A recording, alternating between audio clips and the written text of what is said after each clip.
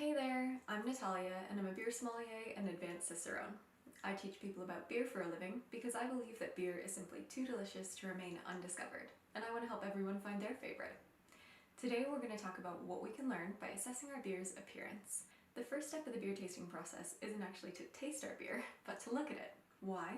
Our beer's appearance can help set some helpful expectations for the flavors and textures we might find. For an overview of the full beer tasting process, check out this video here, then come on back for a deep dive into beer's appearance. Ready? Let's get started. When we're assessing a beer's appearance, we want to think about the 3 C's: color, clarity, and carbonation. First up, beer color.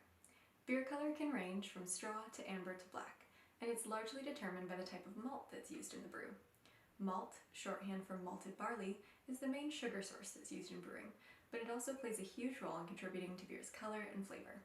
At the end of the malting process, the barley grains are exposed to heat, and it's the length of time and temperature of this heat exposure that determines malt's sugar, color, and flavor contribution. We'll pick back up on malt's role as a sugar source in a separate video, but here we're going to focus in on its impact on beer color and flavor. In straw-colored beers, like the Belgian wheat beer, we might expect to find flavors of bread dough or uncooked flour. In gold beers, like this one here, a Czech Pilsner lager, we'd expect to find flavors of white bread or water cracker. Amber beers, like the American Pale Ale, we'd be looking for flavors of biscuit, toast, and caramel. In brown beers, like the British Brown Ale, we'd expect to find flavors that are nutty, toffee, or chocolate-like. And finally, in black beers, like the Imperial Stout, we'd expect to find flavors of coffee, dark chocolate, and a slightly burnt note. Beer color can be measured on one of 2 scales: the SRM scale, which stands for Standard Reference Method and ranges from 2 to 40, or EBC, which stands for European Brewery Convention and is about twice the value of the SRM figure. Why measure beer's color? Each beer style should have an expected color range based on the ingredients that are used in the brew.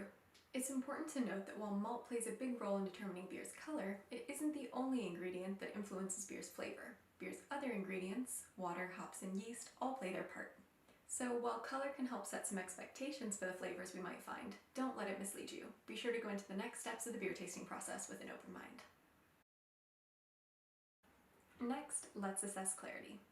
A beer's clarity can potentially indicate the textures we might find, with hazier beers having a fuller body and creamier texture compared to clear beers. Most beers are filtered to be clear or bright, like this one here, meaning we can see right through them.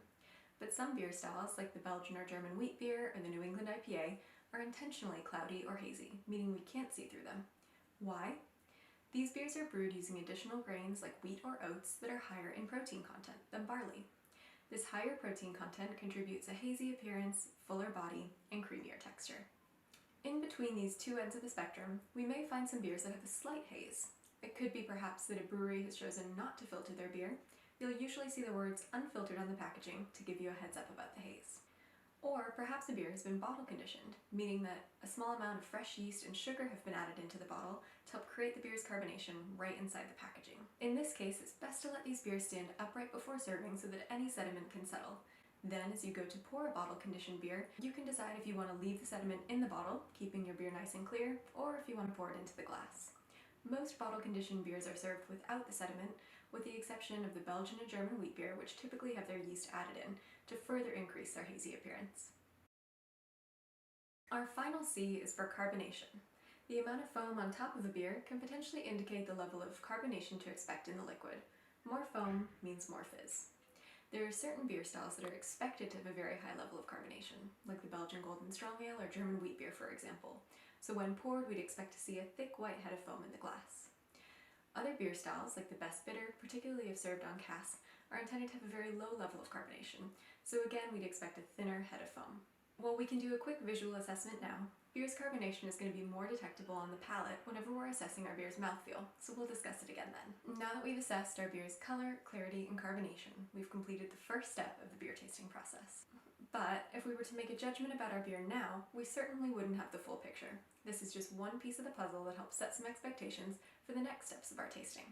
So, to move on to step 2, assessing our beer's aroma, check out this video here. Thanks for watching!